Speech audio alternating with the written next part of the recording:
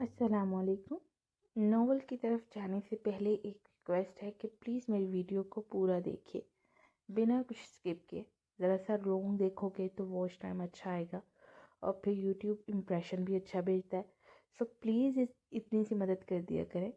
اب چلتے ہیں بنا کسی انتظار کے آج کے ناول کی جانب۔ محبت میں ہارے، cousin marriage based age difference based novel. Murad کمرے میں داخل ہوا اور اشتعال بھرے انداز میں بیڈ پر بیٹھی اس 16 سالہ لڑکی کی طرف بڑھا جو کہ اب سے کچھ دیر قبل اس کی بیوی بنا دی گئی تھی۔ اٹھو یہاں سے، تمہارا میری زندگی میں کوئی حق نہیں ہے۔ وہ اسے بیڈ سے کھینچ کر اتارتے ہوئے دھاڑا تو دارین کی روح تک لرز گئی۔ پھر وہ اسے غضبناک نگاہوں سے دیکھتا ہوا واش روم کی جانب بڑھ گیا۔ کچھ دیر کے بعد جب وہ باہر نکلا تو دانین صوفے پر سہمی سی بیٹھی تھی۔ وہ سنجیدگی سے اس کے چہرے پر نگاہیں گاڑے پاس آیا۔ تم ابھی تک یہیں پر بیٹھی ہو؟ میں نے تمہیں کہا تھا نا کہ تمہارا میری زندگی میں کوئی حق نہیں ہے۔ اگر تمہیں یہاں رہنے کی اجازت نہیں تو میرے کمرے میں کیا کر رہی ہو؟ گیٹ آؤٹ مائی روم، وہ چنگار کر بولا اور پھر اس کے بازو سے پکڑ کر اسے کمرے سے باہر نکالنے لگا تو سامنے دھراب افندی کو دیکھ کر ٹھٹک گیا۔ کیا بدتمیزی ہے یہ مراد؟ تمہارے اندر عقل نام کی کوئی چیز نہیں ہے؟ ایسے کیسے بات کر سکتے ہو تم اس بچی سے؟ یہ تمہاری بیوی ہے اور تم شاید بھول رہے ہو کہ تم نے پوری رضامندی سے ایجاب و قبول کیا تھا۔ دھراب افندی نے سخت لہجے میں کہا، میں نے ایجاب و قبول نہیں کیا تھا، مجھ سے زبردستی کروایا گیا تھا، ایموشنل بلیک میل کیا تھا آپ نے مجھے۔ اپنی مرتی بہن کا آپ کو خیال تھا مگر آپ کے بیٹے کا کیا، جو کسی اور سے محبت کرتا تھا؟ آپ نے میرا دل اجاڑ دیا۔ کنزا میرا فون تک نہیں اٹھا رہی۔ آپ اچھی طرح جانتے ہیں کہ وہ میرے لیے کیا اہمیت رکھتی ہے۔ وہ غصے سے بولا، میں نے تمہارے لیے وہ فیصلہ کیا ہے جو تمہارے لیے بہترین ہے۔ اگر تمہیں اپنے باپ سے محبت نہیں ہے تو ٹھیک ہے، تم اس گھر سے جا سکتے ہو اور جا کر تم اس لڑکی کو اپنا سکتے ہو، لیکن اس کے بعد تمہارا اور میرا کوئی تعلق نہیں رہے گا۔ دھراب افندی نے سرد لہجے میں کہا تو مراد نے کھا جانے والی نگاہوں سے دانین کو دیکھا جو کہ مجرموں کی طرح سر جھکائے انگلیاں چٹکا رہی تھی۔ اس لڑکی کو میں کبھی بھی زندگی میں نہیں اپناؤں گا کیونکہ اس کی ماں کی وجہ سے مجھے کبھی بھی اپنی ماں کا پیار نہیں مل سکا، وہ دب کر بولا اور پھر وہ غصے سے کمرے میں واپس پلٹا اور اس کے منہ پر دروازہ زور سے بند کر دیا۔ دھراب افندی نے لب بھینچ کر دانین کو دیکھا جو کہ رو دینے کے قریب تھی۔ آئیے بیٹا میرے ساتھ، مجھے آپ سے بہت اہم باتیں کرنی ہیں، دھراب افندی نے کہا اور اسے لے کر اسٹڈی روم میں آگے۔ بیٹھو بیٹے، انہوں نے کہا تو دانین چپ چاپ چیئر پر بیٹھ گئی۔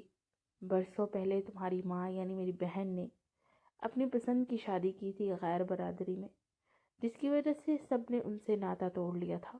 میں جب امریکہ سے واپس آیا تو بہت ڈھونڈا مگر وہ ہمیں کہیں نہیں ملی۔ بہت جگہ پہ رابطے کیے، یہاں تک کہ اپنے ایک انسپیکٹر دوست کے ذریعے تمہارے بابا کے بارے میں انفارمیشن لانی چاہی تو ہمیں کسی بھی قسم کا کوئی بھی کلیو نہیں ملا۔ میرے بابا یعنی آپ کے نانا جی پھر ان کی یاد میں تڑپنے لگے، یہاں تک کہ ایک دن اسی غم میں وہ دنیا سے چل دیے۔ پھر میں اپنی لائف میں بیزی ہوتا چلا گیا، لیکن برسوں کے بعد صرف ایک ہفتہ پہلے جب میری بہن نے مجھے فون کر کے بلایا تو میں بھاگا چلا گیا۔ مجھے وہاں جا کر پتہ چلا کہ میری بہن کس قدر تکلیف دہ زندگی گزار رہی تھی۔ تمہارے بابا کا آج سے 10 سال پہلے انتقال ہو چکا تھا اور ہم میں سے کسی کو کچھ پتہ ہی نہیں تھا۔ تم لوگ وہاں اپنے دودھیال کے ستم ٹھہر رہے تھے۔ بس تمہاری ماں کی خواہش کے تحت میں نے مراد کو بلا کر تمہارا اور اس کا نکاح کر دیا۔ یہ میں نے کوئی بنا سوچے سمجھے نہیں کیا، بہت سوچ سمجھ کر کیا ہے، کیونکہ کنزا وہ لڑکی ہے ہی نہیں جو اس گھر کو سنبھال سکتی ہے۔ میرا یہ گھر کبھی صحیح سے بسا ہی نہیں۔ مراد کی ماں نے جب مراد 5 سال کا تھا تب ڈیورس لے کر کسی اور سے شادی کر لی۔ برسوں کے بعد جب وہ مراد سے ملی تو مراد کو میرے خلاف بھڑکانے لگی، یہاں تک کہ یہ کہہ دیا کہ میرے گھس نہ بچنے کے پیچھے تمہاری ماں رابعہ کا ہاتھ ہے، جبکہ پوری حقیقت یہ نہیں تھی۔ بے شک وجہ رابعہ تھی، لیکن دراصل رابعہ کو تمہارے والد صاحب کے ساتھ گھر سے بھگانے والی بھی میری بیوی صدف تھی۔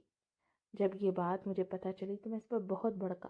اس نے میری بہن کے بارے میں بہت کچھ غلط کہا تو میں نے غصے سے اسے طلاق دے دی۔ وہ طلاق لینا بھی چاہتی تھی، اسی لیے وہ چپ چاپ یہاں سے چلی گئی اور اس سے دوسری شادی بھی کر لی۔ مگر برسوں کے بعد مراد سے ملی تو اس کے اندر کی حسد و جلن نے پھر سے انگڑائی لینا شروع کر دی۔ اس نے مراد کو بھڑکانا شروع کر دیا۔ کچھ ہی عرصے میں میرا بیٹا، جو ہر بات مجھ سے شیئر کرتا تھا، ایک دم سے دور جانے لگا۔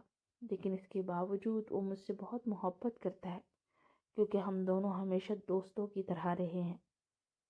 لیکن اب کچھ دوری آ گئی ہے جس کو تم ہی دور کر سکتے ہو۔ مجھے یقین ہے کہ تم یہ دوری دور کر کے ہم دونوں کو پھر سے پاس لاؤ گی اور اس گھر کو پھر سے جنت بناؤ گی۔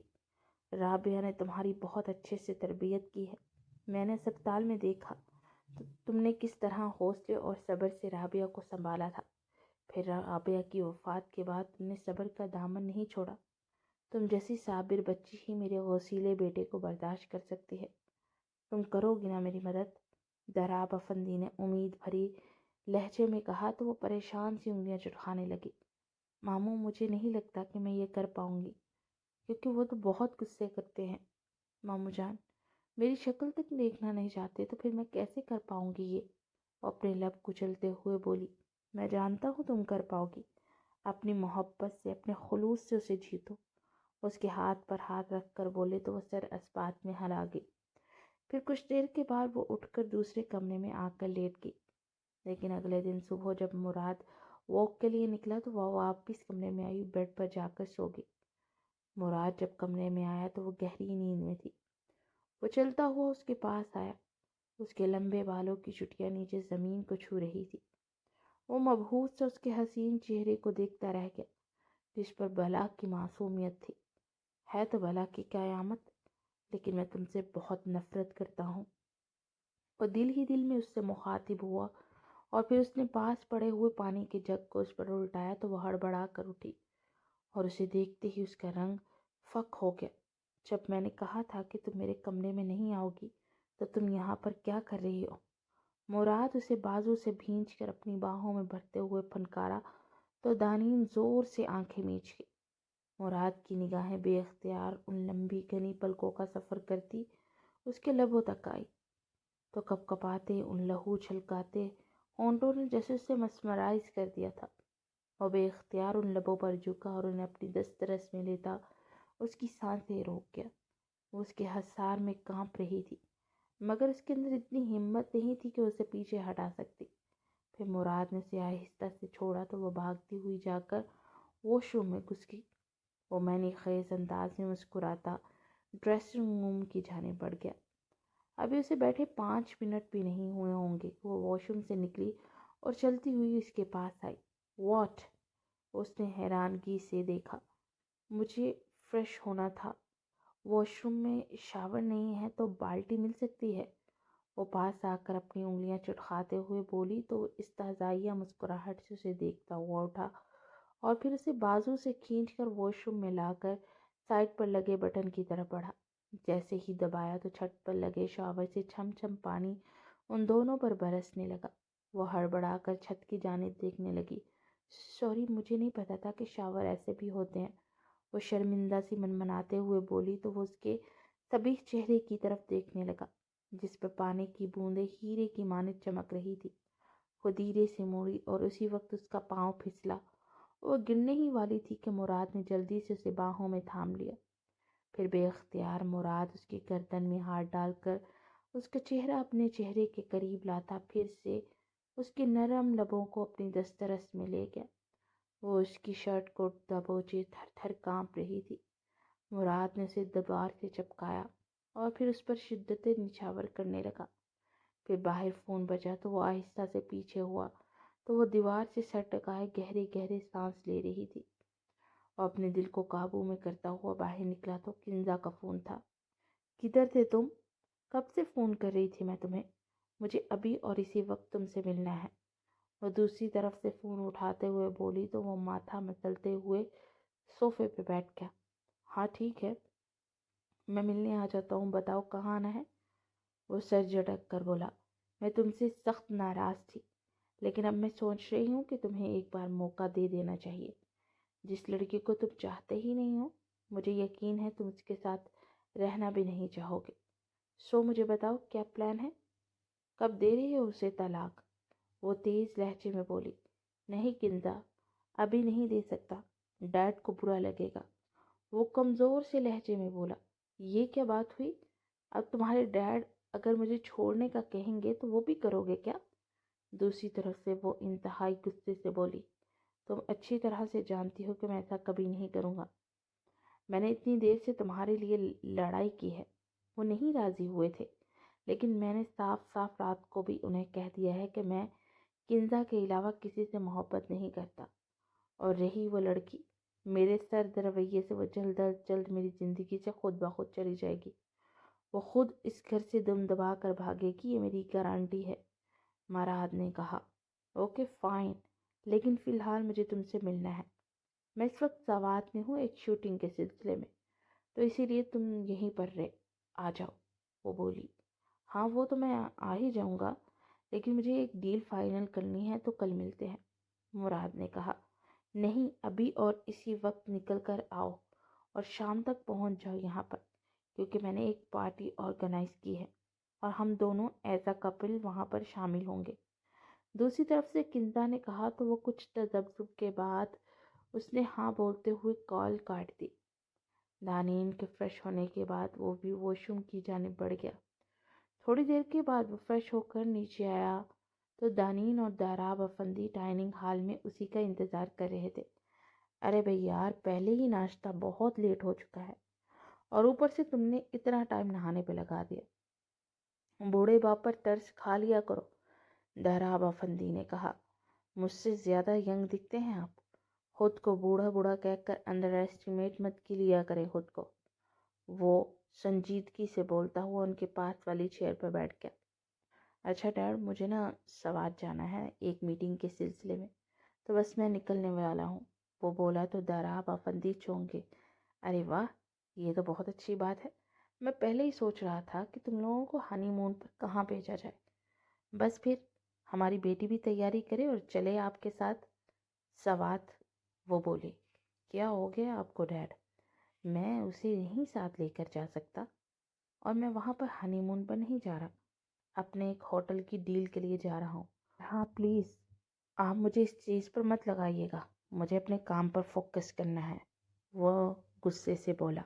ہاں تو تم اپنا کام کرتے رہنا، بیچ میں جب فرصت ملے گی تو ہماری بیٹی کو سوات کی بھی سیر کروا دینا، وہ بولے تو وہ دل ہی دل میں جھنجھلا سا اٹھا تھا۔ پھر مجبوراً وہ اسے لے کر جانے کی حامی بھر گیا۔ 12 بجے وہ دوپہر کو نکلے اور رات کو 8 بجے وہ ہوٹل پہنچ چکے تھے۔ ان کی آلریڈی ہوٹل میں بکنگ ہو چکی تھی۔ وہ لوگ کمرے میں آئے تو پورا کمرہ ریڈ روزز سے مہک رہا تھا۔ وہ دل ہی دل میں جھنجھلاتا ہوا واش روم کی جانب بڑھ گیا۔ کچھ دیر کے بعد وہ باہر نکلا تو دانین صوفے پہ چپ چاپ بیٹھی تھی۔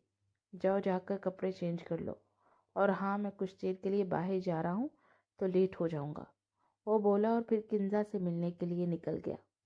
ڈنر اسی کے ساتھ کرنے کے بعد وہ رات کو تقریباً 12 بجے اپنے روم میں پہنچا تو دانین صوفے پہ بیٹھی رو رہی تھی۔ اے ہیلو، کیا ہوا؟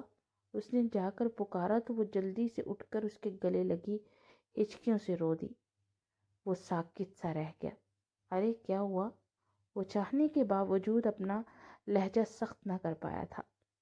وہ مجھے اکیلی کو بہت ڈر لگ رہا تھا، مجھے لگا کہ آپ مجھے چھوڑ کر چلے گئے ہیں، ہچکیوں کے درمیان بولی تو وہ لب بھینچ کر آہستہ سے اسے خود سے دور کر گیا۔ تمہارا دماغ خراب ہے کیا؟ میں کیوں تمہیں چھوڑ کر جاؤں گا؟ عجیب حرکتیں کرتی ہو تم بھی۔ میں نے کہا تو تھا کہ میں لیٹ ہو جاؤں گا تو کھانا کھا کر سو جانا، وہ ناگواری سے سر جھٹک کر سرد لہجے میں بولا۔ وہ کھانا تو نہیں تھا اور کوئی دینے بھی نہیں آیا تھا، وہ منمناتے ہوئے بولی تو وہ سرد آہ بھرتا ہوا سر تھام کر صوفے پہ بیٹھ گیا۔ کس طرح کی لڑکی ہو یار تمہارے اندر عقل نام کی چیز نہیں ہے کیا؟ یہ انٹرکام دیکھا نہیں تم نے؟ اور اس پر رابطہ کر کے تم نے کھانے کا آرڈر کرنا تھا تو کسی نے دینے آنا تھا، اب بیٹھے بٹھائے آسمان سے ٹپکنے سے تو رہا، عجیب حرکتیں کرتی ہو، وہ غصے سے بولا تو وہ سر جھکائے شرمندہ سی لب کچلنے لگی۔ اب کھانا کھانا ہے یا پھر سونا ہے؟ بتا دو، وہ ناگواری سے بولا۔ میں ایسے ہی سو جاؤں گی، مجھے تو ہمیشہ سے بھوکے رہنے کی عادت ہے۔ وہ سر جھکائے ڈھیلے سے لہجے میں بولی تو وہ چونک کر اسے دیکھنے لگا۔ پھر گہرا سانس بھرتا سر جھٹک کر اس نے کھانے کا آرڈر کیا۔ جب کھانا آئے گا تو باہر دروازہ نوک کیا جائے گا، تو جا کر کھول کر کھانا لے لینا۔ اور ہاں، میرے بھروسے پر مت رہنا ہر کام میں، تمہیں خود ہر کام کرنے کی عادت ڈالنی چاہیے، کیونکہ کیا پتہ کب ہم دونوں الگ ہو جائے۔ مجھ پہ ڈیپینڈ کرو گی تو پھر وقت اور حالات کو فیس نہیں کر پاؤ گی۔ وہ اسپاٹ لہجے میں بولا تو دانین کا رنگ زرد سا پڑ گیا۔ اس کے الفاظ سے جیسے اس کا ننھا سا دل سہم گیا تھا۔ پھر کھانا آنے کے بعد دانین نے کھانا کھایا اور اس کے برابر آ کر لیٹ گئی۔ اس کے برابر آ کر لیٹی تو مراد کے دل میں ایسے ہلچل سی ہونے لگی تھی۔ وہ 28 سال کا ہونے والا تھا اور اس کے بابا نے اس کی تربیت اس طرح کی تھی کہ اس قدر ماڈرن ہونے کے باوجود آج تک کسی لڑکی کو اس نے چھوا تک نہیں تھا۔ کنزا کے ساتھ بھی اس کا صرف اتنا سا تعلق تھا کہ وہ اس کے گلے لگ جاتی تھی یا پھر دونوں کپل ڈانس وغیرہ کر لیتے تھے۔ اس کے علاوہ اس نے آج تک کنزا کو کبھی کس تک نہیں کی تھی، مگر کنزا کبھی کبھار اس کے رخسار پر کس کر دیا کرتی تھی۔ پہلی بار اس نے دانین کو لپ کس کی تھی اور نہ جانے کیسے وہ لڑکی اس کی طلب بن رہی تھی۔ نہیں مراد، تم ایسا نہیں سوچ سکتے، تم کنزا کو دھوکہ نہیں دو گے۔ اس کے دل نے ملامت کی تو وہ اس سے رخ پھیر گیا، مگر کچھ دیر کے بعد اس کی چوڑیوں کی کھنکن سے وہ جھنجھلاتا ہوا اس کی طرف پلٹا اور اس کے بازو سے کھینچ کر قریب کرتے ان چوڑیوں کو دیکھنے لگا۔ کیا جاہلوں کی طرح چوڑیاں پہن رکھی ہیں، اور اس کے ہاتھوں میں موجود ان ملٹی کلر کی چوڑیوں کو دیکھ کر بولا تو وہ تھوک نگلتی اسے دیکھنے لگی۔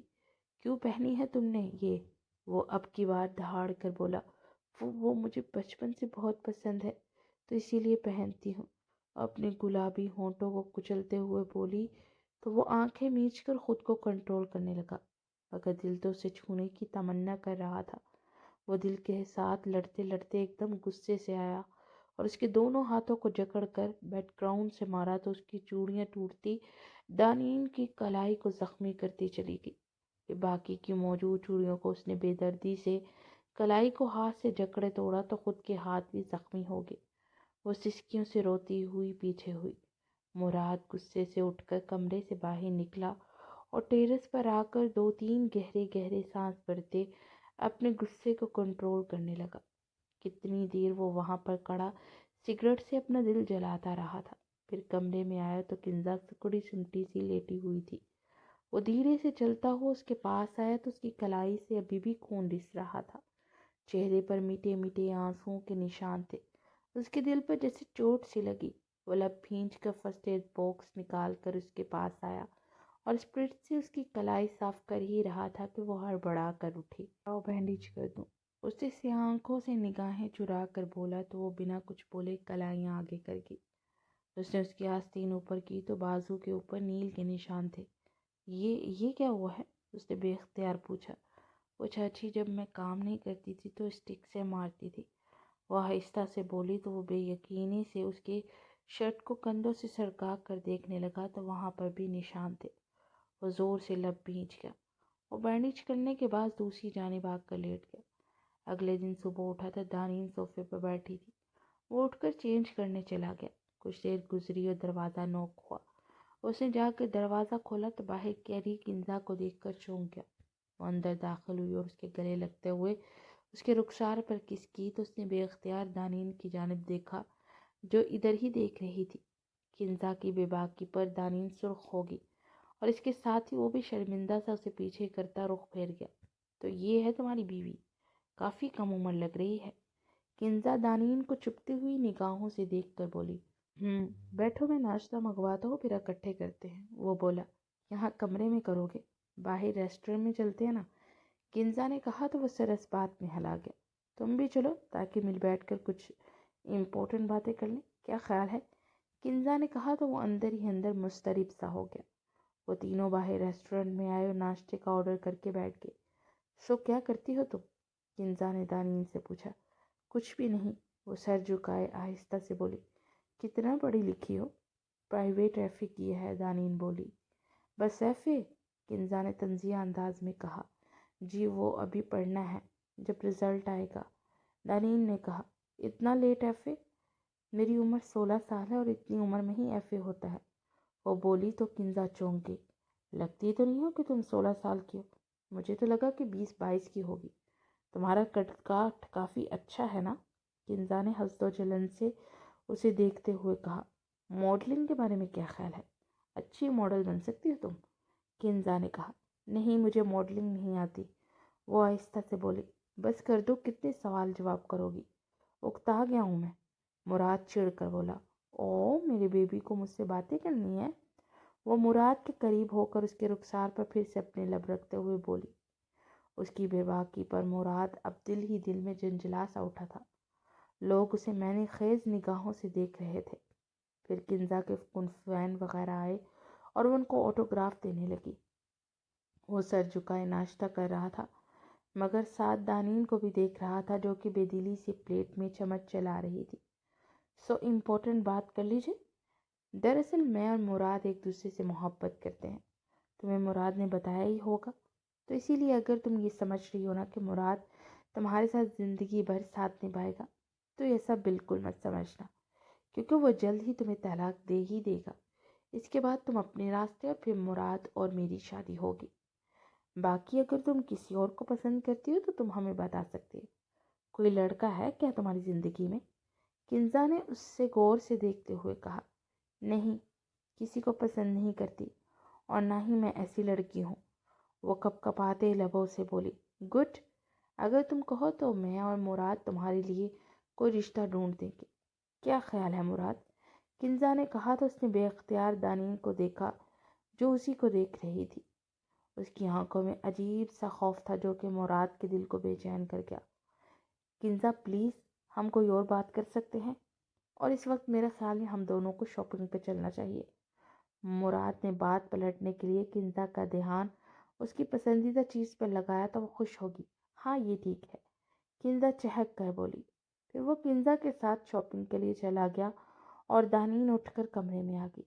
کیا میرا کوئی گھر نہیں اللہ پاک؟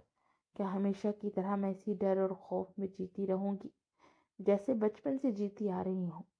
وہ روتے ہوئے اللہ سے شکوہ کرنے لگی۔ پھر کچھ دیر آرام کرنے کے بعد وہ اٹھ کر ٹیرس پر آ گئی اور باہر دیکھتے ہوئے ان نظاروں میں کھوئی ہوئی تھی۔ نہ جانے کتنا وقت وہیں پر کھڑی رہی۔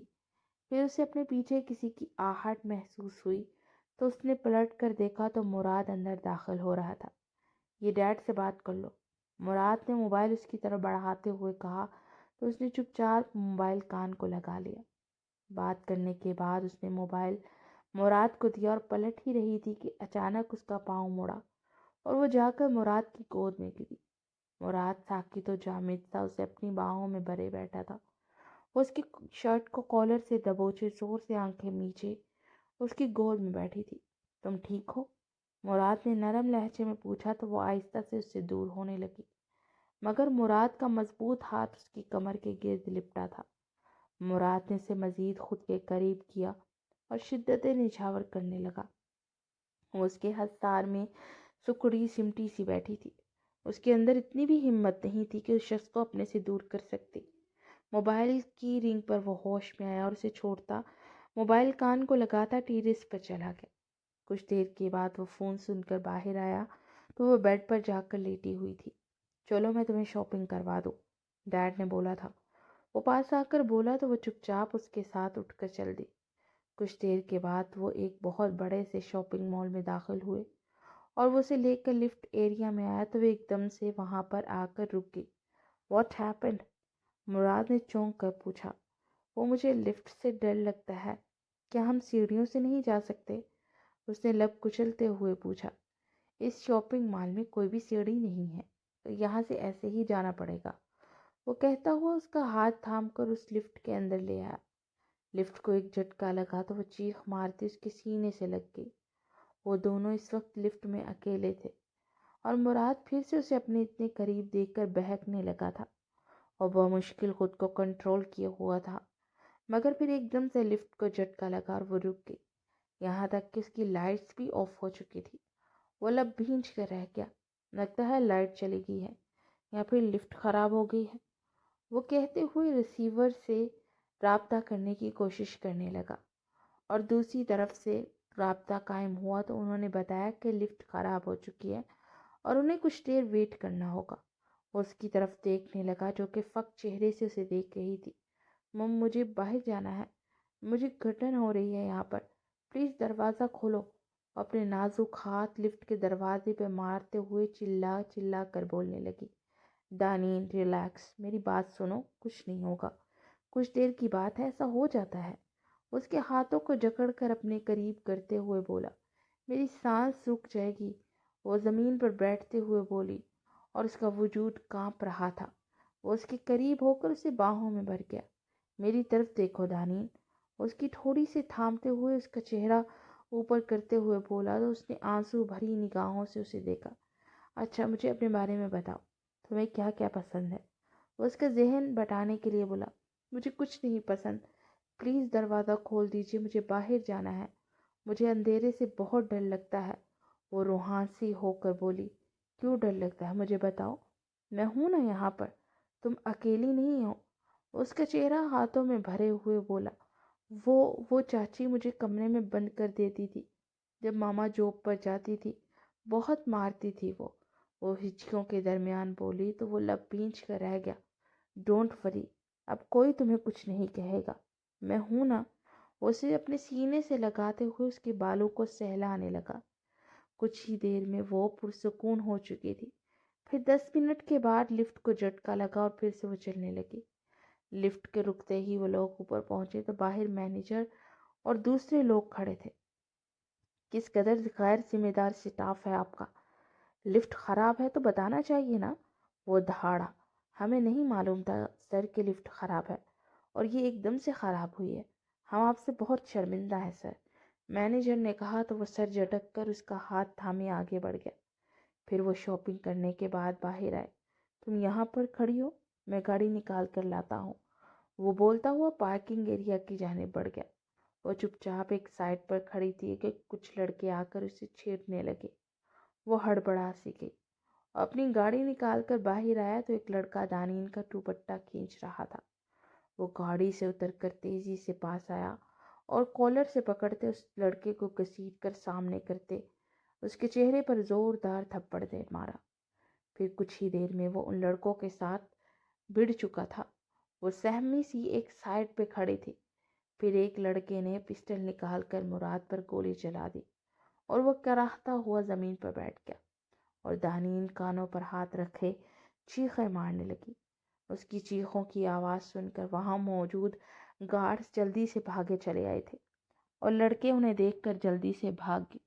دانین تیزی سے اس کے پاس آئی اور اس کے بازو سے بہتے خون کو دیکھ کر مزید شدت سے رونے لگی۔ پھر وہاں ایک آدمی نے انہیں ہاسپٹل پہنچایا۔ گولی کندھے کے اوپر لگی تھی اور اندر ہی تھی۔ آپریشن کے بعد گولی تو نکال دی گئی مگر وہ ابھی تک میڈیسن کے زیر اثر سو رہا تھا۔ دانین اس کے پاس بیٹھی نہ جانے کیا پڑھ پڑھ کر اس پر پھونکے مار رہی تھی۔ اس کے دل کے اندر ایک خوف سا سرایت کر رہا تھا، اسے کھو دینے کا خوف۔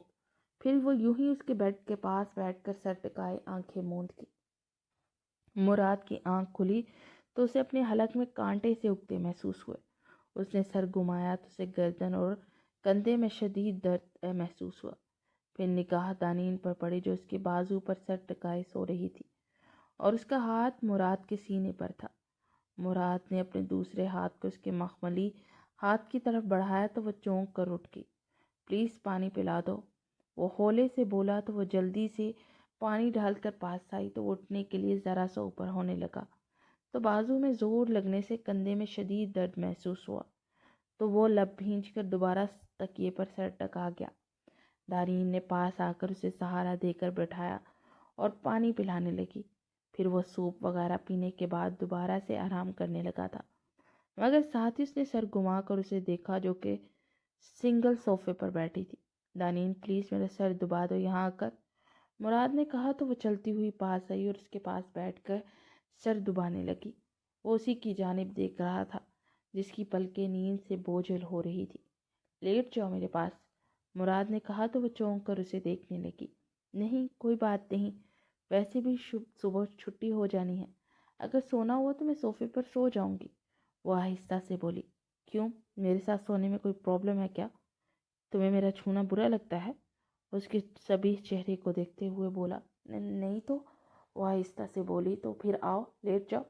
उसने अपना दूसरा बाजू फैलाते हुए कहा तो वो उठकर दूसरी साइड पर आकर आहिस्ता से उसके बाजू पर सर टकाकर लेट गई।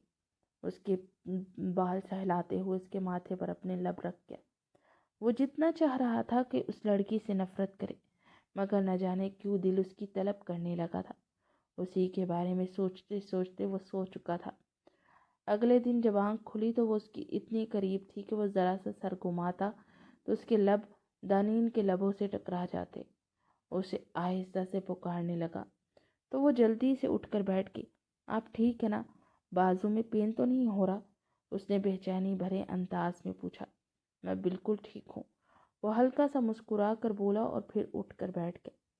वो भी जल्दी से बेड से उतरी और डॉक्टर से मिलने चली गई। कुछ देर के बाद डॉक्टर ने आकर कुछ टेस्ट वगैरह करने थे और शाम तक उन्हें छुट्टी मिल जानी थी। वो वहाँ से कैंटीन की जानिब बढ़ी और अपने लिए और उसके लिए नाश्ता लेकर कमरे में आई। वो दोनों बैठे नाश्ता कर ही रहे थे कि दरवाज़ा नॉक हुआ और दहराब अफंदी अंदर दाखिल हुए। कैसे हो बेटे? मुझे रात को ही मैसेज मिला, मैं तो इतना परेशान हो गया और रात को ही चल पड़ा। वो बेताबी भरे लहजे में बोले। कुछ नहीं हुआ डैड, मैं बिल्कुल ठीक हूँ, वो आस्था से बोला। आप भी मामू जान नाश्ता कर लीजिए। वो जल्दी से उठते हुए बोली। अरे नहीं नहीं बेटे, आप करो, मैं बाद में कर लूँगा, दहराब अफंदी ने कहा, मगर वो उन्हें फोर्स करने लगे तो वो चुपचाप उनके साथ बैठकर खाना खाने लगे। फिर वो बैठे बातें कर ही रहे थे कि किंजा और सदफ अंदर दाखिल हुए। मेरे बच्चे कैसे हो तुम? सदफ उसके गले लगकर रोते हुए बोली। दराब अफंदी स्पाट चेहरे से बैठे थे। बेटे मैं डॉक्टर से मिलकर आता हूँ। वो बहाने से उठकर वहाँ से चले गए। देखा अपने बाप को, कितनी नफरत है उन्हें मुझसे। इसकी वजह से इस लड़की की माँ घर से भागी थी, मगर इल्ज़ाम मुझ पर लगा कर गई। बर्बाद करके जाते जाते मेरी ज़िंदगी और ख़ुद मरते मरते तुम्हारी ज़िंदगी बर्बाद कर गई। भगोड़ी बदकिरदार। बस एक लफ्ज़ मज़ीद मत बोलिएगा मेरी माँ के बारे में। आप होती कौन है उनके बारे में इस तरह बोलने वाली?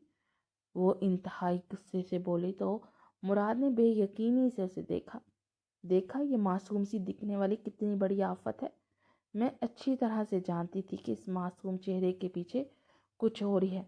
मुझे रात से किंजा बोल रही थी कि आनी वो बहुत खूबसूरत और मासूम सी लगती है, मगर मैंने पहले ही समझ लिया था ये भी अपनी माँ की तरह बहुत शातिर होगी।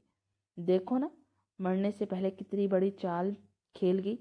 मेरे बच्चे की ज़िंदगी बर्बाद कर दी और साथ में शामिल कर लिया तुम्हारे बाप को, जबकि वो जानता था कि तुम किंजा को पसंद करते हो। सदफ ने उसे तनफ्फुर भरी निगाहों से देखते हुए कहा। वो सुर्ख चेहरे के साथ बस मुराद को ही देखे जा रही थी। मैंने आपके बेटे को मना नहीं किया, वो अब भी चाहे तो आपकी भांजी से शादी कर सकते हैं।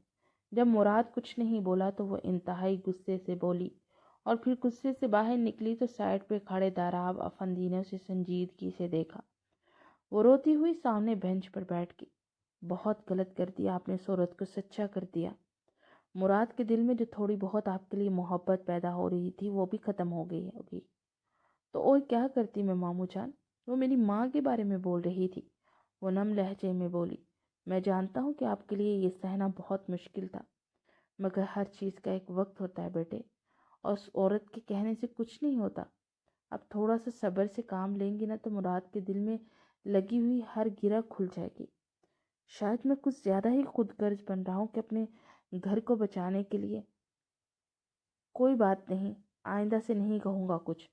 उसके सर पर हाथ रखते हुए अफसरदा लहजे में बोले तो वो तड़प सी उठी।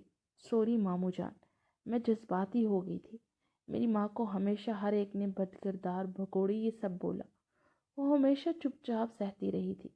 मुझे बहुत दुख होता है, इसीलिए मैं ये बर्दाश्त नहीं कर पाई। वो सर झुकाए बोली तो दराब अफंदी ने उसका माथा चूमते हुए गले लगा लिया। कि किंजा और सदफ के जाने के बाद वो लोग अंदर आए तो मुराद का चेहरा हर जज्बात से आ रही था। दानिश ने उसे दवाई देनी चाहिए तो मुराद ने उसका हाथ झटक दिया। जाओ यहाँ से और अपनी शक्ल मत दिखाना, کیونکہ جو میری ماں کے ساتھ بدتمیزی اور بے انصافی کرتا ہے نا، میں ان کو اپنی محبت کے قابل نہیں سمجھتا۔ وہ بول اس سے رہا تھا مگر دیکھ داراب افندی کو رہا تھا۔ دانین نے لب کچلتے ہوئے داراب افندی کی جانب دیکھا، جن کے چہرے پر درد سا دکھ رہا تھا۔ پھر شام تک وہ اس کے پاس ہی رہے مگر مراد نے ایک بار بھی ان سے بات نہیں کی تھی۔ وہ داراب افندی سے تو پہلے ہی دور ہو چکا تھا، مگر دانین جو آج صدف کے سامنے بولی تھی اس کی وجہ سے وہ اس سے بھی بات نہیں کر رہا تھا۔ دانین کو اب خود پر کنٹرول کھو جانے پر غصہ آ رہا تھا۔ شام کو انہیں چھٹی ہو چکی تھی، وہ لوگ ہوٹل واپس آ گئے۔ داراب افندی بھی ساتھ ہی تھے۔ انہوں نے اپنے لیے دوسرا روم بک کروا لیا، لیکن وہ فی الحال ان کے کمرے میں ہی بیٹھے تھے۔ انہوں نے ڈنر کا آرڈر کیا اور پھر وہ بیٹھے انتظار کرنے لگے۔ ان تینوں کے درمیان ابھی بھی خاموشی ہی تھی۔ تمہاری طبیعت اب بہتر ہے تو ہم کل صبح واپسی کے لیے نکلیں گے؟ اچانک سے داراب افندی نے پوچھا۔ نہیں، مجھے موم کے ساتھ کچھ دیر یہاں پر ٹہلنا ہے، آپ اپنی بھانجی کو لے کر چلے جائیے گا، وہ اسپاٹ لہجے میں بولا تو داراب افندی نے زور سے اپنے لب پینچ لیے۔ کیا پاگل پن ہے؟ تم اس طرح کی حرکتیں کیوں کرتے ہو؟ آخر ثابت کیا کرنا چاہتے ہو مجھ پر؟ کیا یہ بات کہ تمہارا باپ گناہ گار ہے؟ تو کیا نہیں ہے آپ؟ مراد جواباً تلخ لہجے میں بولا۔ اچھا تو ثابت کرو گناہ میرا، کہ میں نے کیا گناہ کیا ہے، وہ تلخ لہجے میں بولے۔ پرانی سب باتیں ایک طرف رکھ کر جو نیا ہوا ہے اس کے بارے میں بات کرتے ہیں۔ اپنی اولاد کو اس کے ناپسندیدہ شخص کے ساتھ باندھنا بھی ظلم ہی ہوتا ہے۔ کیا آپ نے مجھے زبردستی اس لڑکی کے ساتھ نہیں باندھا، جبکہ آپ جانتے تھے کہ میں کنزا کو پسند کرتا ہوں؟ ان کی آنکھوں میں آنکھیں ڈالے تلخ لہجے میں بولا۔ غلطی ہو گئی تھی مجھ سے کہ میں نے سمجھ لیا کہ میرا بیٹا بہت سمجھدار ہے، وہ رشتے کو نبھائے گا، مگر تم نے مجھے غلط ثابت کر دیا۔ ٹھیک ہے، تمہیں کنزا سے شادی کرنی ہے نا تو کرو، اور ہاں، اپنی ماں کے پاس واپس جانا چاہتے ہو تو جاؤ، باقی تمہیں تمہارے حصے کی جائیداد میں سے ایک پھوٹی کونی نہیں دوں گا۔ جاؤ، جا کر اپنی ماں کے پاس رہو۔ میں داراب افندی تم سے اپنا ہر ناتا توڑتا ہوں۔ اس بار وہ بولے نہیں دھاڑے تھے، وہ بے یقینی سے انہیں دیکھ رہا تھا۔ دانین بھی گمسم سے انہیں دیکھے جا رہی تھی۔ کرو اپنی ماں کو فون کہ وہ آ کر تمہیں لے جائے تاکہ میں سکون سے یہاں سے جا سکوں، کیونکہ آخر تم میرا خون ہو تو میں تمہیں اس حال میں چھوڑ کر یہاں سے نہیں جا سکتا، وہ سرد لہجے میں بولے۔ آپ کو میری فکر کرنے کی ضرورت نہیں ہے، آپ چلے جائیے اپنی بھانجی کو لے کر، میں خود کو سنبھال سکتا ہوں، وہ تلخ لہجے میں بولا۔ اچھا تو یہ بات ہے، تو ٹھیک ہے، جا رہا ہوں میں۔ چلو دانین بیٹے، آپ جلدی سے چادر لے کر باہر آئے، میں آپ کا ہی انتظار کر رہا ہوں، وہ ایک جھٹکے سے اٹھ کر کھڑے ہوتے ہوئے بولے۔ دانین نے بے بسی بھرے انداز میں انہیں دیکھا۔ ماموں، ان کی طبیعت نہیں ٹھیک تو اس طرح کیسے؟ وہ کہہ رہا ہے نا کہ وہ اپنا خیال خود رکھ سکتا ہے اور یہ آپ کی ذمہ داری نہیں ہے۔ وہ آپ کے متعلق کسی قسم کی کوئی ذمہ داری نہیں نبھاتا تو آپ کیوں نبھا رہی ہیں؟ اس نے کبھی نہیں سوچا کہ اس کا باپ کیا سوچتا ہے۔ اسے تو ہمیشہ سے دوسروں کے کانوں سے سننے کی اور دوسروں کی باتوں پر یقین کرنے کی عادت ہے، اور اسے ایسا بنانے میں میرا ہی ہاتھ ہے۔ میں نے اسے کبھی سچائی بتائی ہی نہیں کہ میں اسے نفرت کرنا نہیں سکھا رہا تھا، مگر اس نے سیکھ لی۔ یہی میری سب سے بڑی غلطی ہے۔ اس نے ایک بار بھی نہیں سوچا کہ اس کے باپ نے اس کی خاطر کبھی کسی عورت کو ہاتھ نہیں تھاما۔ ہزاروں ارمان دل میں دفن کر کے اس کے لیے جیا ہوں، آج اس کا باپ اس کے لیے کوئی اہمیت نہیں رکھتا۔ اس بار داراب افندی کا لہجہ بھیگا ہوا تھا۔ پھر وہ دانین کو لے کر وہاں سے نکلتے چلے گئے۔ وہ مضطرب سا اکیلا اس کمرے میں بیٹھا تھا، اور صدف کو اس نے ساری بات بتائی تو وہ اسے لینے آ گئی تھی۔ اگلے ہی دن وہ ان کے ساتھ لاہور واپس آ چکا تھا۔ صدف نے اسے اس کے کمرے میں پہنچایا اور اس نے کچھ دیر آرام کیا اور باہر آیا تو بے اختیار کچن میں چلا گیا تو وہاں پر ملازمہ کھڑی تھی۔ کھانا کیا بنایا ہے؟ اس نے پوچھا تو ملازمہ نے حیرانگی سے اسے دیکھا۔ وہ آج تو کھانا نہیں بنا، صرف ملازم حضرات کے لیے بنا ہے۔ دراصل آج میڈم اور سر کی اینیورسری ہے تو وہ لوگ باہر گئے ہیں، ملازمہ نے کہا تو وہ لب بھینچ کر رہ گیا۔ آپ لوگ اپنے کھانے میں سے ہی مجھے دے دیجیے۔ وہ اپنا دکھتا سر دباتا ہوا ٹیبل پر بیٹھ گیا۔ کچھ دیر کے بعد ملازمہ آئی تو اس کے سامنے دال اور روٹی تھی۔ یہ کیا ہے؟ اس نے حیرانگی سے پوچھا۔ صاحب جی، یہ ہم ملازموں کا کھانا ہے، وہ ملازمہ آہستہ سے بولی، واٹ؟ کیا اس گھر میں ملازموں کا کھانا علیحدہ بنتا ہے؟ اس نے حیرانی سے پوچھا۔ جی صاحب جی، ہم لوگوں کے لیے کوئی دال روٹی اور کبھی کوئی سبزی روٹی بن جاتی ہے، اور صاحب لوگوں کے لیے دوسرے والا کھانا بنتا ہے، ملازمہ نے آہستہ سے جواب دیا تو وہ لب بھینچ کر اس دال روٹی کو کھانے لگا۔ بے اختیار اسے اپنے گھر کا سین یاد آیا، جہاں پر وہ لوگ جو کھانا کھاتے ہیں وہی ملازم بھی کھاتے تھے۔ دہراب افندی تو ہر ملازم کا اپنے گھر کے فرد کی طرح خیال رکھتے تھے۔ وہ بمشکل آدھی روٹی کھا کر اٹھ کر اپنے کمرے میں آ گیا تھا۔ اگلے دن وہ لاؤنج میں بیٹھا تھا کہ صدف اس کے پاس آئی۔ تمہارے ڈیڈ نے تمہاری جائیداد کے بارے میں کچھ کہا تم سے؟ میرے خیال میں تمہیں اپنی جائیداد لینی چاہیے، صدف نے کہا۔ نہیں موم، انہوں نے مجھے جائیداد سے آگ کر دیا ہے، وہ اسپاٹ چہرے سے بولا۔ واٹ؟ اور یہ بات تم مجھے اب بتا رہے ہو؟ وہ تلخ لہجے میں بولی۔ اس میں بتانے والی کون سی بات ہے؟ میں آپ کا بیٹا ہوں تو ظاہری بات ہے آپ کا کاروبار ہی سنبھالوں گا نا، کیونکہ آپ کا دوسرا بیٹا تو ابھی 22 سال کا ہے۔ وہ اطمینان سے بولا تو صدف لب بھینچ کر رہ گئی۔ پھر وہ انہیں یوں ہی گمسم چھوڑ کر اپنے کمرے میں آ گیا۔ اسے یہاں رہتے ہوئے 1 ہفتہ ہو چکا تھا، اور کنزا اس دوران اس سے صرف 1-2 بار ہی ملنے آئی تھی۔ ایک دن وہ دوپہر میں سو کر اٹھا اور چائے پینے کے ارادے سے کچن کی جانب بڑھ رہا تھا کہ لاؤنج سے آتی آوازیں سن کر وہ ایک دم سے وہ ٹھٹک کر رک گیا۔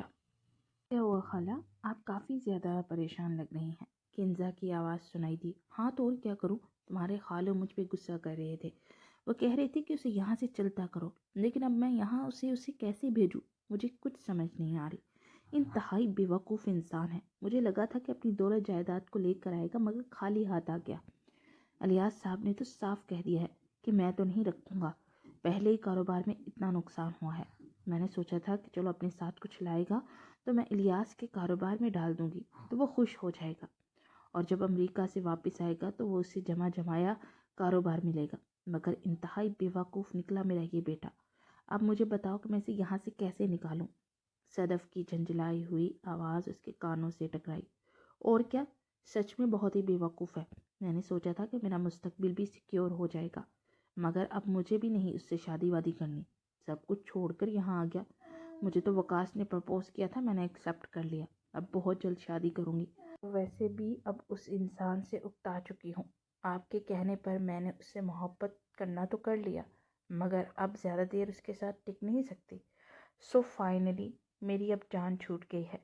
کنزا کی آواز کانوں سے ٹکرائی تو وہ تلخ انداز میں مسکراتا ہوا اندر داخل ہوا۔ واہ کیا بات ہے، صرف 1 ہفتے میں آپ لوگ مجھ سے بیزار ہوگی، کیونکہ میرے پاس میرے باپ کی دولت نہیں رہی۔ پتہ ہے ہوٹل میں جب ڈیڈ مجھے چھوڑ کر گئے نا، انہوں نے جاتے جاتے ایک بات کہی کہ انہوں نے میری خاطر کسی عورت کو اپنایا تک نہیں، میں نے اپنے ارمانوں کا خون کر دیا۔ میں نے سوچا اور بہت سوچا کہ ایک طرف آپ ہیں جنہوں نے اپنا گھر بسایا، آپ کا بیٹا اور شوہر ہے، آپ تو ایک پرفیکٹ لائف جی رہی ہیں، اور دوسری طرف میرے ڈیڈ جنہوں نے ایک پوری زندگی میرے نام کر دی۔ اگر وہ بھی چاہتے نا تو مرد ہونے کے ناطے دوسری شادی کر لیتے، انہیں کوئی بھی ہنس کر اپنی بیٹی دے دیتا، مگر انہوں نے ایسا نہیں کیا کہ کہیں مجھ پر کوئی ایسی سوتیلی ماں مسلط نہ کر دی جائے جو مجھ پر ظلم ڈھائے۔ وہ ہمیشہ میرے بارے میں سوچتے ہوئے اپنی جوانی تک کو قربان کر گئے، مگر آپ نے تو اپنے خوابوں کے لیے اپنے بیٹے تک کو قربان کر دیا، اور آج بھی آپ کو بیٹا نہیں چاہیے تھا، اس کی دولت چاہیے تھی۔ میں یہی دیکھنے کے لیے اس گھر میں آیا تھا کہ کتنے دن مجھے میری ماں رکھ سکتی ہے۔ اب ماں تو کیا، ایک اچھی عورت بھی نہیں، کیونکہ عورت وفا کی مٹی سے گندی ہوئی ہوتی ہے، مگر آپ نے کوئی وفا نہ کی، نہ اپنے شوہر سے، نہ اپنے رشتوں سے، اور نہ ہی اپنے بیٹے سے۔ وہ چلا چلا کر بول رہا تھا، اور وہ دونوں فقط چہرے سے اسے دیکھے جا رہی تھی۔ پھر وہ انہیں یوں ہی ساکت و جام میں چھوڑ کر وہاں سے نکلتا چلا گیا۔ وہ پیدل ہی سڑک پر چلتا جا رہا تھا، پھر وہ فٹ پاتھ پر بیٹھ کر سر جھکائے رو دیا۔ ایک گاڑی کے ٹائر اس کے پاس چرچرائے تو مراد نے سر اٹھا کر دیکھا تو گاڑی سے دراب افندی نکل رہے تھے۔ مراد میرے بچے کیا ہوا؟ وہ تڑپ کر اس کی طرف بڑھے، اور پھر ساتھ ہی دراب افندی کی سیکرٹری بھی پاس آ گئی۔ وہ جلدی سے ان کے گلے لگ کر تڑپ تڑپ کر رو دیا۔ اور ارد گرد کے لوگ رک کر حیرت سے انہیں دیکھ رہے تھے۔ پھر دراب افندی اس سے گاڑی میں بٹھا کر اپنی سیکرٹری کی جانب بڑھے۔ تھینک یو مس سرینا، آپ نے مجھے انفارم کر دیا میرے بیٹے کے بارے میں۔ آئیے میں آپ کو گھر ڈراپ کر دیتا ہوں، دراب افندی نے کہا۔ نہیں سر، وہ دراصل میں سامنے ہاسپٹل میں ہوں، میری مدر ہاسپٹل میں تھی تو اسی لیے اس کی ضرورت نہیں ہے، زرینہ نے کہا۔ او آئی ایم سو سوری، مجھے پتہ چلا تھا کہ آپ کی مدر ہاسپٹل ہے، مگر میں اپنی پریشانیوں میں اس قدر الجھا ہوا تھا کہ خبر گیری کے لیے نہیں آ سکا۔ مراد تم بیٹھو، میں ابھی آتا ہوں، وہ بولے تو مراد نے سر اس بات میں ہلا دیا۔ پھر وہ اپنی سیکرٹری کے ساتھ ہاسپٹل کی جانب بڑھ گئے۔ کچھ دیر کے بعد وہ واپس آئے تو ان کے ہاتھ میں جوس تھے۔ میں نے سوچا کہ باپ بیٹا آج مل کر چل کرتے ہیں، انہوں نے مینگو جوس اس کی طرف بڑھاتے ہوئے کہا تو وہ نم آنکھوں سے انہیں دیکھے گیا۔ ناراض نہیں ہیں آپ مجھ سے؟ بالکل نہیں میرے بچے، اور مجھے معلوم تھا کہ میرا پاگل سا بیٹا میرے پاس ہی واپس آئے گا، وہ مسکرا کر بولے تو وہ نروٹھے انداز میں انہیں دیکھنے لگا۔ ویسے آپ نے اپنی بھانجی کی وجہ سے میرے ساتھ زیادتی کر دی ہے، وہ منہ بسور کر بولا۔ میں نے اس بارے میں بہت سوچا اور مجھے لگتا ہے کہ مجھے اس طرح تمہاری شادی نہیں کرنی چاہیے تھی، تو اسی لیے دانین کو بی اے میں ایڈمیشن دلوا رہا ہوں، تو اب وہ تم سے علیحدہ کمرے میں رہے گی۔ وہ مطمئن انداز میں بولتے ہوئے اسے بے سکون کر گئے۔ وہ لب بھینچ کر رہ گیا۔ پھر وہ گھر پہنچا تو اس کا اس طرح استقبال کیا تھا جیسے وہ کوئی محاذ سے جیت کر آیا ہے۔ آنے والے دنوں میں دانین سے اس کی ملاقات نہ ہونے کے برابر رہ گئی تھی۔ وہ دل ہی دل میں جھنجھلا سا گیا تھا۔ آج بھی وہ معمول کے مطابق صرف ڈنر کے ٹائم اسے ملی تھی۔ دانین بیٹے، میں نے آپ کے لیے ٹیوٹر کا انتظام کر دیا ہے، کل سے شفیق احمد آپ کو پڑھانے آئیں گے، میرے مینیجر ہیں اور بہت ذہین ہیں ماشاءاللہ، دراب افندی نے کہا تو مراد نے بے چینی سے انہیں دیکھا۔ آپ اس طرح کیسے یہ فیصلہ کر سکتے ہیں ڈیڈ؟ وہ جھنجھلاتا ہوا بولا۔ کیسا فیصلہ؟ دراب افندی نے چونک کر پوچھا۔ آپ اچھے سے جانتے ہیں کہ میں کس بارے میں بات کر رہا ہوں۔ ایک تو آپ نے میری بیوی کو میرے کمرے سے علیحدہ کر دیا، اور دوسرا اسے کوئی غیر مرد کیوں پڑھائے گا یار؟ میں ہوں نا، وہ تل ملا کر بولا تو دراب افندی نے بمشکل سر نیچے کرتے ہوئے اپنی مسکراہٹ کو ضبط کیا۔ اوہ، تو میری بھانجی کے ساتھ رہنا چاہتی نہیں تھی تو میں نے تمہارے ساتھ زیادتی کی تھی نا، تو اسی کا ازالہ کر رہا ہوں۔ اس کو ازالہ کرنا کہتے ہیں یار، حد ہوتی ہے یار۔ اب وہ میری بیوی بن چکی ہے، اسے میرے کمرے میں رہنے دیجیے، اور میں نے کون سا اسے پڑھنے سے روک دینا ہے؟ وہ انتہائی جھنجھلایا ہوا تھا۔ نہیں، وہ صحیح سے پڑھ نہیں پائے گی، تم اسے ڈسٹرب کرو گے، دراب افندی نے کہا تو وہ مزید تپ گیا۔ آپ فکر مت کیجیے، میں آپ کی بھانجی کو بالکل بھی کچھ نہیں کہوں گا، بس اب آپ مجھے میری بیوی واپس کر دیجیے، گزارش ڈال رہا ہوں آپ کے سامنے، ورنہ اٹھا کر لے جاؤں گا۔ اس نے اس بار بغیر کسی لگی لپٹی کے کہا تو دراب افندی کا فلک شگاف کہا گونج اٹھا۔ میرا مذاق اڑا رہے ہیں؟ بالکل نہیں بیٹے، میں تو تمہاری بےتابی پر ہنس رہا ہوں کہ کہاں میرا بیٹا جس لڑکی کو اپنے کمرے میں بھی نہیں رکھنا چاہتا تھا، اب زبردستی اپنے کمرے میں رکھنا چاہتا ہے۔ وقت وقت کی بات ہے، دراب افندی نے کہا۔ کوئی بات نہیں، ہنس لیجئے، کیونکہ میں بھی آپ کا بہت جلد انتظام کرنے والا ہوں، وہ منہ بنا کر بولا۔ کیسا انتظام؟ دراب افندی چونک کر پوچھنے لگے۔ آپ کے سر پر صحرا سجانے کا۔ یہ پہلا بیٹا ہوگا جو کہ اپنے بیٹے کے اپنے باپ کے لیے رشتہ لے کر جائے گا، وہ بھی مس زرینہ کے ہاں۔ وہ اطمینان بھرے لہجے میں بولا تو دراب افندی کے حلق میں نوالا اٹک گیا۔ کیا بول رہے ہو؟ فضول بکواس مت کرو، یہ میری شادی کرنے کی کوئی عمر ہے؟ وہ نگاہیں چرا کر بولا۔ اگر محبت کرنے کی عمر ہے تو شادی بھی کر ہی سکتے ہیں نا، کوئی پرابلم ہے آپ کو؟ وہ بھی انہی کا بیٹا تھا۔ ارے میں نے کس سے محبت کر لی؟ ایسا کچھ نہیں ہے، فضول میں اندازے مت لگایا کرو۔ وہ ہنوز نگاہیں چرا رہے تھے۔ اچھا، اگر یہ بات ہے تو میری آنکھوں میں آنکھیں ڈال کر ایک بار کہہ دیجئے کہ آپ کو مس زرینہ پسند نہیں ہے۔ میں آپ کی بات پر یقین کر سکتا ہوں، اچھے سے دیکھ رہا ہوں میں پچھلے کئی دنوں سے، روز ہاسپٹل کے چکر لگ رہے ہیں، ان کی والدہ ماجدہ کو متاثر کرنے کی کوشش کر رہے ہیں۔ گیا تھا میں بھی ان سے ملنے، انہوں نے کہا کہ آپ کے بڑے بھائی کا بہت شکریہ کہ وہ اتنا دھیان رکھتے ہیں، اور یہ بھی پوچھا کہ شادی شدہ ہے آپ کے بڑے بھائی؟ میں نے انہیں کہہ دیا ہے کہ جی نہیں، بالکل کنوارے ہیں، اور میں ان کے لیے ایک عدد رشتہ ڈھونڈ رہا ہوں، تو آپ جلدی سے ٹھیک ہو کر گھر پہنچے۔ میں جلدی سے اپنے بڑے بھائی کی بارات لے کر آ رہا ہوں۔ وہ مطمئن انداز میں بولتا جا رہا تھا اور داراب افندی کا منہ حیرت سے کھل گیا اور اس کی بات پر دنین کھل کھلا کر ہنس پڑی۔ چپ! خبردار، تم نے اگر اس کا ساتھ دیا تھا، داراب افندی نے مصنوعی غصے میں ڈانٹتے ہوئے کہا تو وہ سر نیچے کی اپنی ہنسی ضبط کرنے لگی۔ دانین، ذرا دیکھو اپنے سسر جی کم جیٹ جی کو، کیسے 400 واٹ کے بلب چل رہے ہیں چہرے شریف پر۔ وہ ابھی بھی پرمزاح انداز میں بول رہا تھا۔ تم مجھ سے بہت مار کھانے والے ہو، داراب افندی نے سرخ چہرے سے کہا تو وہ گہرا مسکرا دیا۔ پھر رات کو وہ اپنے کمرے میں صوفہ چیئر پر بیٹھا تھا کہ دانین اندر داخل ہوئی اور انگلیاں چٹخاتے ہوئے اس کے پاس آ کر کھڑی ہوگی۔ وہ اس کے ہاتھ سے تھامتے اسے اپنی گود میں بٹھاتا اس کے حسین چہرے کی طرف دیکھنے لگا۔ اس کی پلکیں لرزتی ہوئی اس کے کندارے رخسار پر سایہ فگن تھی۔ کبھی وہ پلکیں جھکاتی اور کبھی اٹھاتی تھی۔ وہ مبہوت سا اس کی پلکوں کا رقص دیکھ رہا تھا۔ وہ پھر سے اپنی منمانیاں کرتا ہوا اس کے لبوں کو اپنی دسترس میں لے گیا، مگر اس بار اس کے انداز میں بہت نرمی اور محبت تھی۔ وہ چاہ کر بھی اسے خود سے دور نہیں کر پائی۔ وہ اس شخص سے کبھی دور ہونا چاہتی بھی نہیں تھی۔ اس کی محبت اس کا کل سرمایہ تھا۔ وہ بچپن سے اس محبت کو ترستی آئی تھی۔ مراد نے بلا شبہ اس سے روکھا رویہ رکھا تھا تو اس سے محبت بھی بہت کی تھی۔ وہ شخص اس کی کل کائنات تھا۔ جب کوئی انسان آپ کی کل کائنات ہوتا ہے نا، تو آپ چاہ کر بھی اس سے ناراض نہیں رہ سکتے۔ پھر وہ آہستہ سے اپنا پیچھے ہٹاتا چہرہ دوبارہ سے اسے دیکھنے لگا، جو کہ اس کی قربت سے سرخ انار کی طرح ہوئی تھی اور لب اس کی شدتوں سے لہو چھلکا رہے تھے۔ I'm so sorry my love، بہت ہرٹ کیا نا میں نے تمہیں۔ اس کے ہونٹوں کو اپنے انگوٹھے سے آہستہ آہستہ رب کرتے ہوئے بولا، اور ایک بازو ہنوز کمر کے گرد حمائل تھا اور دوسرا اس کے چہرے کے ہر نقش کو چھو رہا تھا۔ نہیں تو میں آپ سے کیسے ناراض ہو سکتی ہوں؟ وہ لرزتی پلکوں کو جھکائے اس کے کندھوں سے جھکڑے بامشکل بولتی اس کے مزید قریب ہو گئی۔ وہ دوبارہ سے ان نرم و ملائم ہونٹوں کو اپنی دسترس میں لیتا ان پر اپنی شدت برسانے لگا۔ پھر وہ اس سے ہلکی پھلکی گستاخیاں کرنے لگا اور اس گستاخیوں سے گھبرا کر وہ اس کے سینے میں چہرہ چھپا گئی۔ آج مجھے مت روکو میری جان۔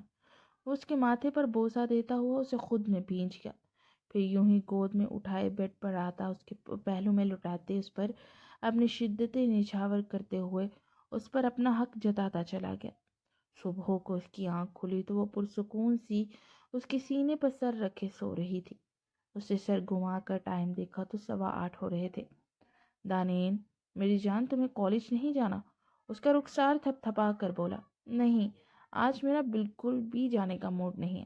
آپ نے پوری رات جگایا، میری نیند نہیں پوری ہوئی، وہ غنودگی میں بولی تو مراد بھی مبہم سا مسکراتا ہوا اس کی کمر میں ہاتھ ڈال کر اسے اپنے اوپر کرا گیا۔